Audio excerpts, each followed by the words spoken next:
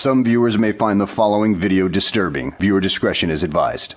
Hey everyone, welcome back to Board Games Unlocked, and Zach and I are doing a discussion over Nucleum. Yep. Now what's interesting about this review specifically is you can actually see, normally we do a review after we get done playing the game, but this time we didn't play this together. Nope, this is the first time, and actually a very rare time that we're doing a review where we played it different games. We played completely different games. Yeah. I think we both played this with our wives, though. Yep. So I played this, with Kat, and then also did the solo. Got it. But I didn't want to... Normally when that happens, I just do a review, by myself. But I specifically wanted you involved because, one, we did Brass together. Right. You've played Barrage. Yep. And one of your favorite games is done by this designer, Simone Luciani, who did Tzolk'in. Yeah. And did he do Barrage? No. No. He's involved in so many great games. Fantastic designer. Yeah. Absolute fantastic David designer. Turczi kills it. Yep. So this design team, if I had known that they... Yeah, he did do Barrage. Oh, he did? Yeah. Okay. He's Lorenzo Il Magnifico, which I've only heard good things. Okay. That's what I was thinking. Yeah, Barrage, Tzolk'in, Voyages of Marco Polo. Yep. He did another one that was on my top 10, Darwin's Journey. Oh, dude, yeah. This guy... It's on my top 10 now as well. Yeah, this guy is killing it. Yeah. So, with us, I don't remember what... I think you give Brass an 8. I think so. And I'm at a 7. I think it's a good game. Yeah. Not quite worthy of being number 1, but honestly what game really is. Right. And then there was this one. So this was at Gen Con, I believe. It was able to be picked up. I didn't pick this one up. I picked up Barcelona and then got this one secondhand. This game is fantastic. Oh, I think this game is super so sexy. Good. It's amazing. So I'm gonna go out on a limb here. I'm looking for the other sideboard. Yep. I personally think this game blows Brass out of the water. Yeah. And mainly, well, obviously, this has more going on. Yeah, it has more going on. But mainly, the big delineation is if you don't like people stealing your resources, then play this and not Brass. Or Barrage. So that was my biggest thing with the difference of this game. And my wife said the same thing. It feels more Euro than Brass and Barrage does, because Brass and Barrage both encourage you to steal resources from other players. Right. There is no way for me to steal a resource. I can join you on a project from At the Rails, and we can both benefit from it. Yeah. But I can't steal a resource from you. Yeah, you can't, and not that there's a bunch of resources, there's money, but in terms of how you power your buildings is through your nuclear reactors. Right. So if I can't steal your uranium. Yeah, you cannot steal the uranium. At most, you can indirectly make it more difficult by, once someone kind of gets a mine created for the uranium, that's theirs until they get it within their network to be able to get it to a building that they really want. Right. Because you can't even hinder their path to it. You can't be like, oh, nope, I blocked this route, so you can't go there. It's like, no, thanks, you made it way easier for me to. Right. So that I personally enjoy, because even though in Brass you are rewarded, I guess, for you used that metal, which flips this, so I'm getting points, or I'm getting something. So the stealing isn't as painful. It's still well, I had plans for those resources, and my plans weren't for you using them. Especially in Brass, the beer. Losing the coal, losing the iron, there is still a marketplace, so I can't always normally go and buy it. Yeah. But you steal my beer, and I can just fuck you over. That's true, yeah. But here, it's it's kind of like you have a little bit of cooperation Yep. with your railroads, where it's like, hey, anyone want to, help me finish this out? Because we're going to get points for it. Right. You're going to get value out of it. On top of the fact that one of the other coolest thing about this game is the way actions work. Yeah. That domino kind of effect, which I've never seen. It's just such a brilliantly designed game. Yep. With tons of replayability as well.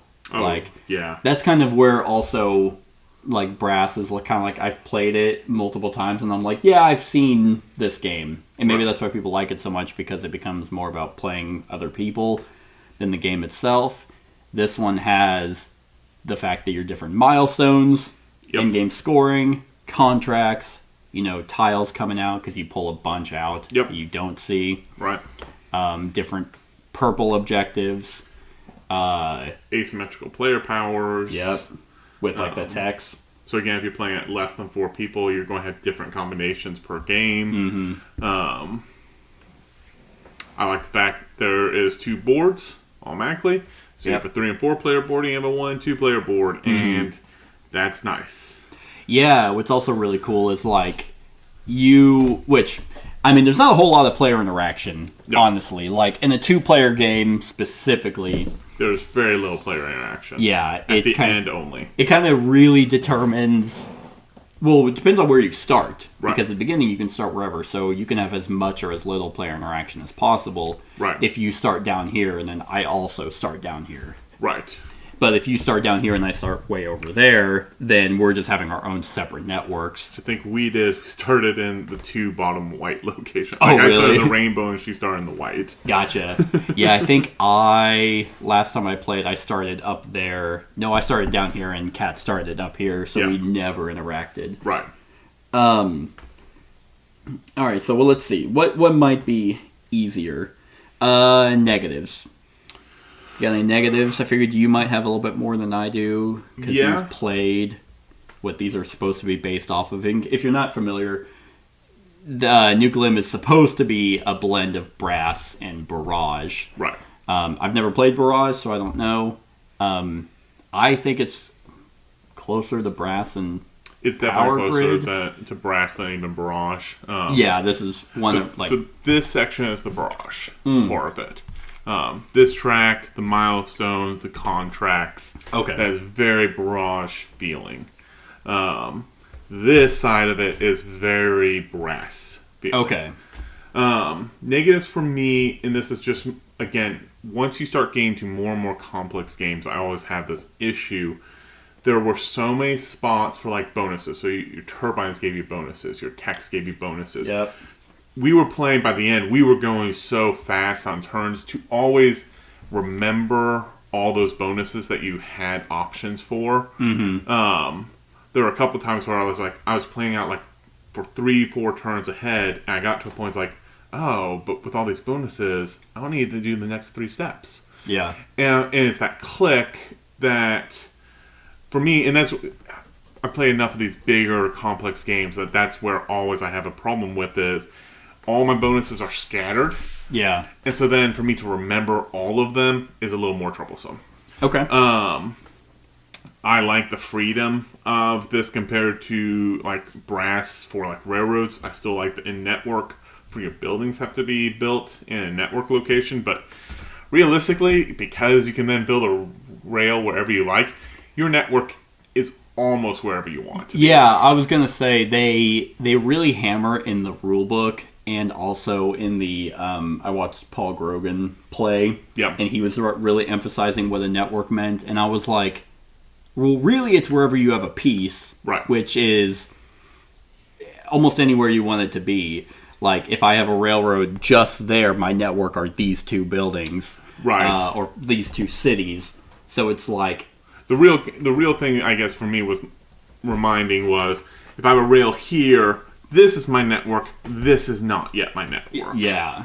But if you built a rail there, then these are my network. Exactly. And so, again, it felt like, okay, I could practically go wherever I wanted. I might have 1 step to get there. Yeah. Now, if, for instance, you built rails all in 4 of those spots, yep, that spot's now locked away. I can't get to it. Right. That might be beneficial for you. That might not be beneficial. Yeah, I think that is the biggest thing is, like, you can pull energy through completed railroads. Right. However, like, yeah, if this is completely closed off with specifically yours, or in a 3-player game, you and someone else's, right? But I don't at least have any presence there, then yeah, I can't build in there. Which, again, if somebody's going to the work to just eliminate you from a spot, okay. Yeah. It's not that big of a deal. Or it wasn't a priority for you in the first place. Like, in right. a 3-player game, like, if, you go there and then Brett goes there, then you and Brett go there, well, that went to me multiple times that I chose not to even bring that right. into my network. Right. Some balancing things that I didn't understand completely. So, again, my wife went on that side. So her area had a power plant, non-nucleum on that one, but she was automatically connected to coal. Mm-hmm. And on this side of the map, there is no power plant because there's a coal location connected directly to a coal site.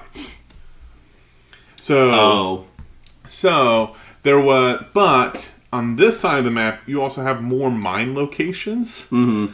And so it was kind of one of these things where it's like, okay, I have a better chance in the later game to do bigger moves, but she, in early game, can get going a little faster. Yeah, that's actually interesting. I didn't even make that connection.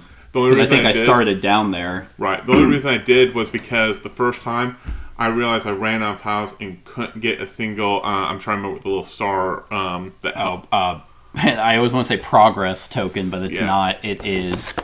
I was morale, but it's not morale. It's things on the back. Oh, achievement tokens. Achievement token. I had none when I went for my first star, and so I got the maybe -3 points from it. Oh yeah, the Great Western Trail fuck you spot. Yeah. Right.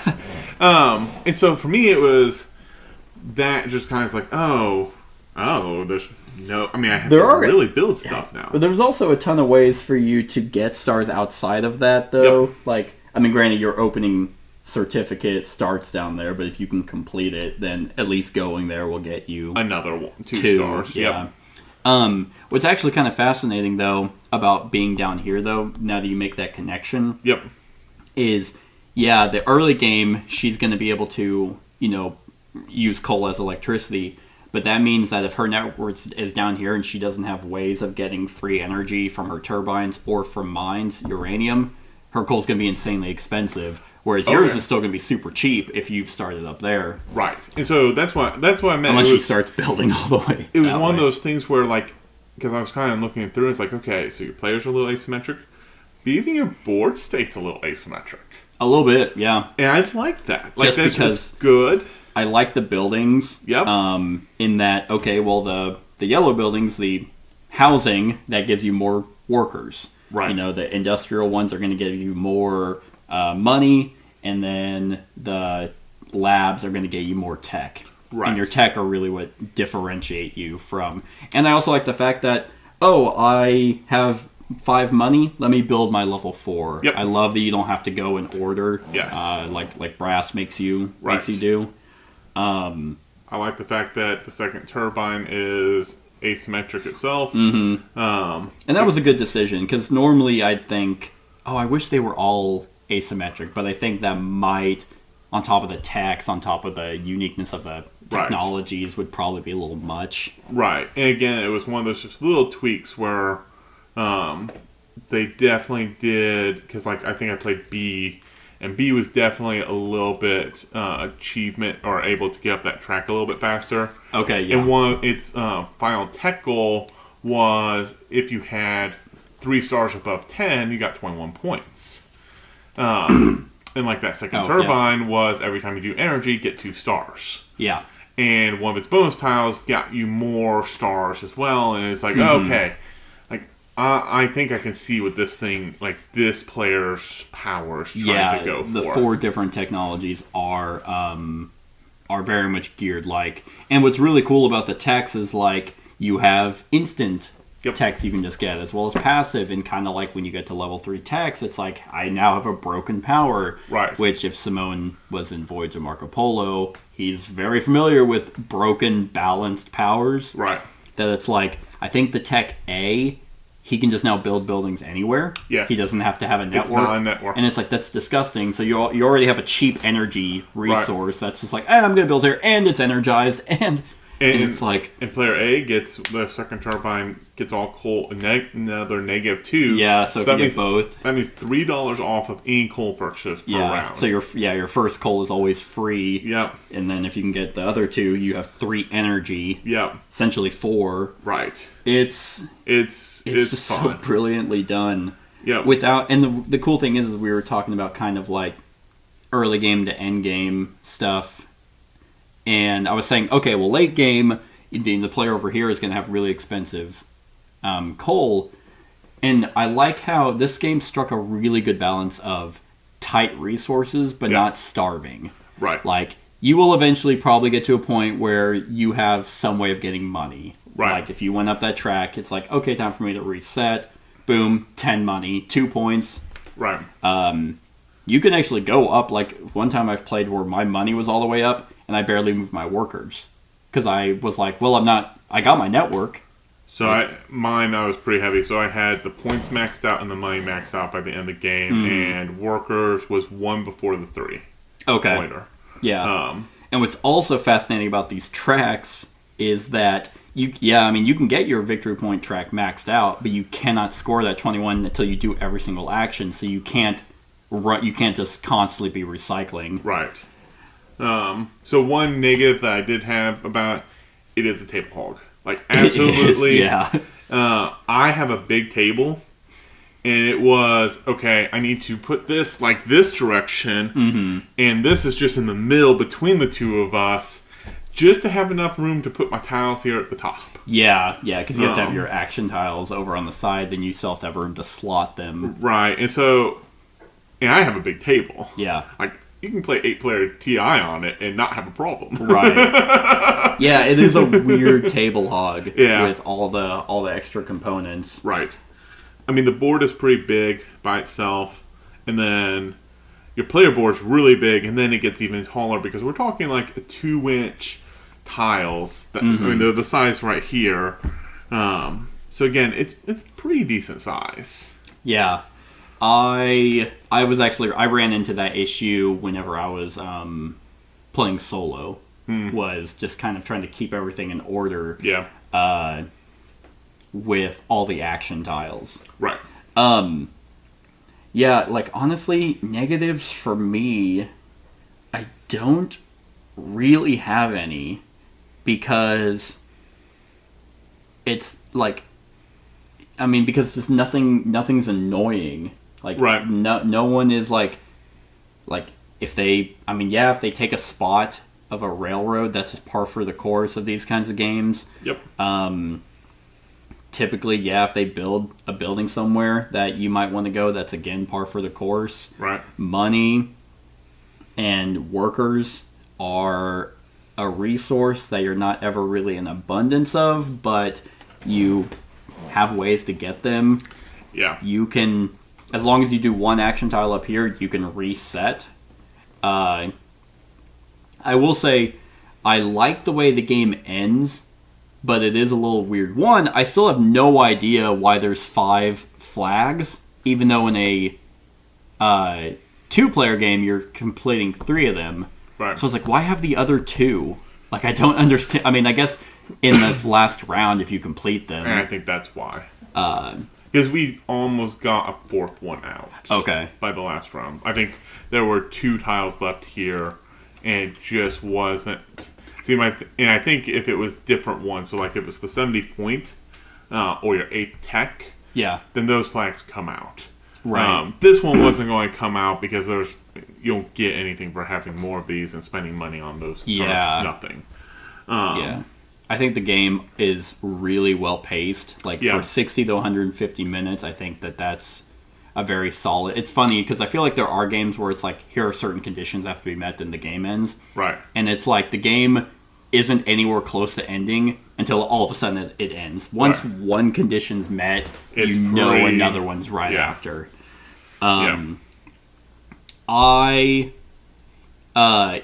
it's like if you're expecting the game to be like, okay, someone hit 70 points, and then in another 30 minutes the certificate deck's gonna run out. That's not how it's gonna be. No. Everything's gonna be super low by the time someone is doing something. I guess the ones that are the hardest to complete potentially is all techs. We were really close. Like, I was one tech short. I think I got in my solo game, but in terms of like certificates, like objectives are always my go-to. Yeah. So that deck runs out. That deck ran out. This one, most people are resetting. So that one ran out pretty quickly. It was the next two that took us a little while. And it makes sense in a 2-player game that you have to go through 3 of those. Yeah. Instead of 2. Normally it's shorter. Yeah. Well, I think some of it is like, okay, so like the star one, if you play with more players and one person is buying tiles more aggressively, so they're just taking more actions, they're going to be slower sending their stars out, and so people as a table are going to get more actions in totality. You get more of these here in a 3-player game, so it's going to take longer. You get more contracts. It's going to take longer. That's so true. a lot of the things that, like again, I focus pretty heavily on contracts, but other players in a 3-player game might not focus all that heavily. Or they're going to choose like, oh, that one's good, but they're not going to try like, I almost had like my entire thing filled all the time. Of Contracts. Oh, okay, yeah. Of just planning out contracts. Is one, gets you bonuses. You have potential for way upside with basically no negative of taking those contracts. That's true, yeah. The only time it could be a negative is if you get the action tile that gives you double the resources. I got both of them. Oh, you did? But then if you're not completing them, then you're like, Right. this is a wasted tile because I'm not getting the double bonus that I want. But some of them I got like because I was taking tons of these as well because I went really heavy into railroads.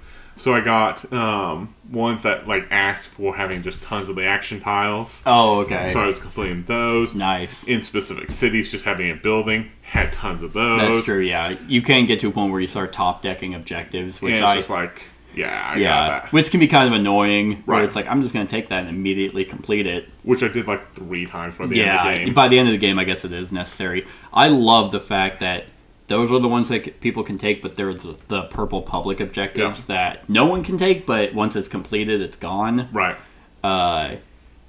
Just having that sense of like, here's what only I can do, and here's what everyone is seeing publicly. The milestone track is fantastic. Yep. It's so good. It's great. Because again, that's all public knowledge. Yes. So you can just be like, okay, well, I'm going to aim for that one up at the time to get times 6. Right. And that's variable. So if it's like, oh, for every turbine, Right. get all 4 out, get to the times 6. Right. Like, it's a huge chunk of points. And you're getting, first time you get up here, you're getting a level 3 tech. Yep. So, I mean, there was one time there was still a Nucleum here, but I could get up into this range. I was like, it's better for me to get over here and get that level 3 tech at this point than to put out that Nucleum on That's the last true. reactor. Yeah, and sometimes you want to reset. Right. Because you're like, well, I have 9 Right. achievement points. Okay, I'm the first one there, and I have, I get the bonus for placing it in a certain section. Yep. I'm going to place this over in my network, so now I can use uranium. Right. Which is high energy. Right. Because I've already been building turbines, I've been building... Yep. And so it's just all those kind of sweet zones of it. Yeah, and that's also kind of why I really like this one over Brass, because in Brass, I never felt like I was doing well, even though I think every time we play, like, my score is good. Yeah. But I'm always sitting there like, okay, how am I going to get these resources? And how can I put it in a way where it's not going to be taken from me because I really need to build this building? Yeah, so my first comment when we finished this game was, this game, compared to the other two, felt more free. Yeah. So Brass, to me, is much more straightforward, and I'll call it simpler, It's not simpler in the sense of it's not grand planning. Yeah. But your choices are vastly limited compared to this. That's true. I understand you only have 3 possible actions, but inside those 3 actions are massive choices that you're making. Right. In Brass, you have a hand of cards of what you can do, and there's only a couple of actions that you can do with those. Yeah. Very restrictive on like, well, I'd really like to build up in that city. Oh, I don't have a card to do it. Right. So then at that point, your choice is, do I go basically forfeit my turn for wilds? Yeah. Do I build out from where I am and just kind of hope that I'm going to get that card? That's true. Yeah. You know, and to me, that's where Brass is. It's that gambler's dilemma of what do I take with the limited actions that I have and do, and then try outpace my opponent with choices. Here, it's more like it's a sandbox almost. I can go do practically whatever I want.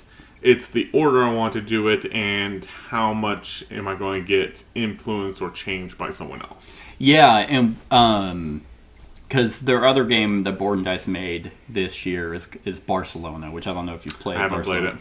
So that is as point salad of a game as you can get. That's like scores unheard. are like 300-400 Yeah. points. So it's like it doesn't really matter. Just take the zeros off, and you could have easily made it. Oh, this gives you 2 points instead Right. of 20. Right. But sometimes, every now and then, those feel good. Right. It's nice to be like, oh, my score was 600 points instead Right. of 7. It's like, well, 7's high in this game. It's like, shut up. Right. But with this one, this isn't a point salad game, and there's not really a term for it, so I'm going to coin it here. This is a bonus salad game. Yeah. Because everything you do gives you something. Yeah. Not points. Points are actually something. kind of hard to come by. Yeah. This gave a little bit of Carnegie vibes, where it's like, your Yeah. score in the game isn't going to be that high, but endgame scoring... Endgame scoring. I had 17 points by the time endgame scoring started, and I got 92. And that can feel really, really good. Right. You take a or you place a railroad that someone else placed. Oh, it matches your railroad and the city, so I'm going to do my actions, but you also get a bonus because it matched colors. Right. I'm going to take a objective tile that I can complete, and I'm going to place it here, get 2 money. Oh, and then now, because I placed the tile here, I can complete that. Right. Like, the turbines are just like, okay, I'm going to run electricity. It's not this, like, meticulous, okay, I barely have enough electricity if I afford to spend all my money. Right. It's like, oh, wait, no, I have these 2, so that's just 3, and I need 8. Right. And there's enough viable tiles that give you another +1. Yeah. And it's like, okay, so realistically I have +4 energy. I need 10. So that means I only need 3 Nucleum, but I already have 2 turbines, or I have 1 turbine and a tech that gives me a free turbine. Yep. So we're golden. Yeah, and it's like, okay, then that's filled. Flip that over. That's going to run this track up. Oh, whenever I reset, I'm going to get 12 money and 4 points. Right. It's so good. Yeah. Because what's also neat is you have the anytime action of being able to turn money into workers. No, was it? It's uranium to workers, That's right. workers to money. Yep. But also, what's kind of interesting is uranium isn't. That's the only very restrictive Yes. resource. Super restrictive if you don't plan well for it. Yeah. So either you can go for the turbines and the tiles that give you a bunch of free stuff, and just hope you have bank. Because what's also cool is I can't remember in Brass if can the market ever run out of coal, or will that always be there? No, it can run out. It can run out? Yeah. I've never seen it run out. Okay. But Because I'm assuming, because it just gets insanely expensive. yeah. That you're probably just not going to have the money to have it run out. Right. Here, I like the fact that coal is cheap at the very beginning, Yep. And it gets expensive. and then it gets expensive, but it never runs out. Right. It's like, yep, if you have... It is limitless resource. Yeah. As long as you just have the network to it. Right. Which I don't know why, but it helped that they thematically told you where it was coming from. Like, I think up top it says in the rules that's coming from Poland. Oh, I don't even remember saying that. I but swear it says it's somewhere it in probably here. does. Because they put all these little notes and stuff and tidbit stuff. And again, I watched a video to learn it. That's fair. So I would not even have any idea where, Yeah. but I know for a fact it mentions. it's probably in the energized section. Oh, hey, it of does coal. right here. I found it. Coal production areas, Ruhr to the west and Silesia of the northeastern side of the map. These represent coal-rich areas in western Germany and southern Poland, respectively. Got it. So I don't know why that matters, but it's like, oh, hey, it's actually coming from somewhere. Right. So while it's a game that rewards you on almost every action you take, it rewards you on meticulous planning. You're never starved for resources, and if you are, you're not in any worry that the limited resources you have are getting taken from you. Right. And it's board and dice. Like, Yep. it's not a T-series game either. Like Yeah. they've just been killing it Yeah. lately. And what's also great is there's an expansion announced Oh, is already. there? Yeah, Nucleum Australia, I think, or Austrium. What was it called? Hold on. Austrian would make sense. Let's see. Nucleum Australia Australia, interesting. welcomes the latest invention in alternative industrial revolution. It adds, I think, a new board. Okay. Let's see. Comes with a new map. They introduces several new concept and rule changes to the Nucleum base game. Use shipping lanes to expand your networks, build your own coal mines, and try the expert variant with bidding for the experiments. So, yeah. Yeah, that was one of because again, I only played it once. There is a little bit of a fear that there could be That's the cover. experiments. Huh. Okay, that's kind of cool. Right? There could be the experiment boards that are a little bit better overall than other ones, I could see that. especially given a specific player style of play. Sure. But again, I haven't played it enough, so I don't know how balanced they are. But I just know from asymmetrical games, very, very few do I find like, oh, everything's just perfectly balanced. I would take it from, if this was any other design duo, Simone and David, I would agree with you. Right. I think with Simone having a hand in Voyage as a Marco Polo, he's very familiar with making sure broken powers are balanced. Right, they're So brokenly balanced. It's definitely, yeah, it's like one of those where if you hear that someone can build anywhere, then it's like, well, that's disgustingly broken, but then you have your network, which, I mean, I haven't played with every single tech. I've only played Right. with a few. And the solo variant doesn't use techs. Got it. So it would be, let's see. So if for Experiment D, your railway tiles are considered to be a wild card on both sides. On turns when you place a railway, you are allowed to fulfill a contract. So normally, wow. obviously, you can't whenever you just place Yep. a railway. So that's again OP. Yep. Yeah, because I think D is all about, they're huge on railways. Yeah. Is their big thing. Experiment C.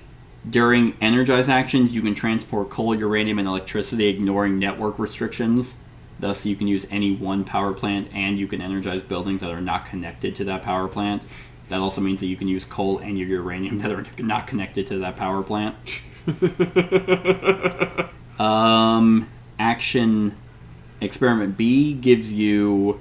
Oh, that's right. They have their own unique special action tiles. Yes, they're pretty good. They looks like +2 energy, and they're wilds on both sides. They're wilds on both sides. And then A, urbanized actions have a discount of 2 Thaler and ignore any network requirement. Right. You can build anywhere. Right.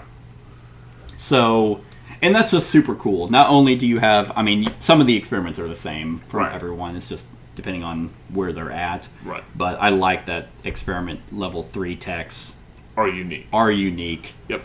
And they're thematic too. They're bored. Right. So it's like, this is what I'm really good at, but you don't have to follow it, but Right. you're probably gonna. You should. It's at least a nudge in the direction that Yeah. they think you should go with. Yeah. So I'm excited to see what the expansion brings. I think the bidding on experiments, maybe that gives you some variety of having different types of level 1, 2, and 3.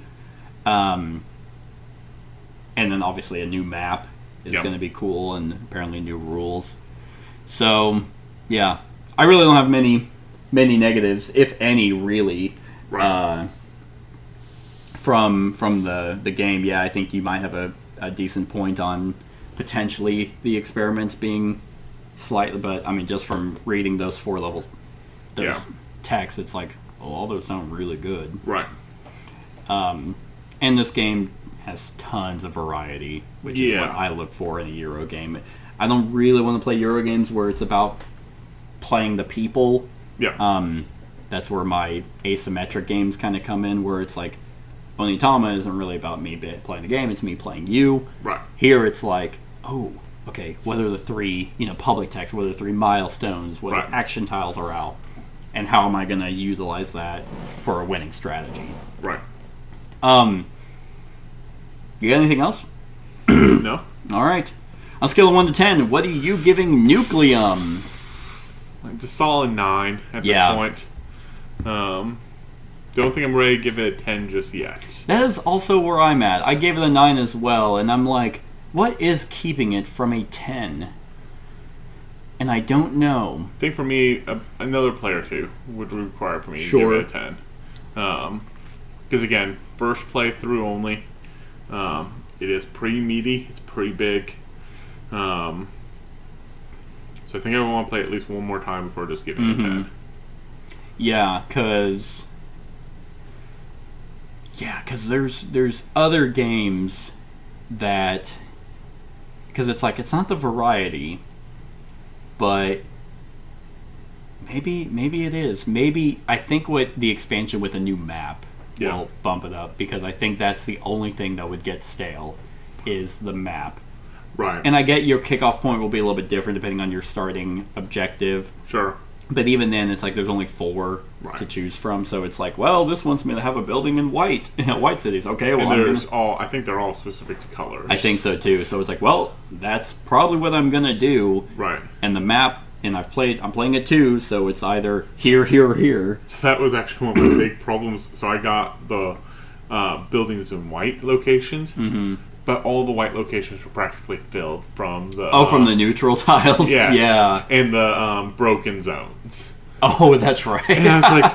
So there's like one space here, that was completely closed off. Half of that was completely closed off, and naturally immediately went to that spot. And I was like, well, I guess I'll start here in Leipzig. I will say I like the way this game is set up, though. Yeah. That deck of cards, which is mainly what the Automa uses. Right. But that was kind of a fresh way of kind of... It was putting a good in, way to do it. The neutral tiles, but yeah. It was a good way to randomize it. I think so. But, yeah, this one, I think the expansion will probably bump this up to a 10. I think so. Yep. I'm just pleasantly surprised with it. This was at my, because this might go up, it's going to go up after my top 10. This was my number 6 for my top. I don't want to know if we're at on yours yet, but we'll get to your top 10. We'll get to mine. But it jumped up to my 6, which was huge. But yeah, got anything else? Nope. City names are impossible to pronounce. Yeah. Do it by numbers. It's 15, 10, 7, 12. That's funny.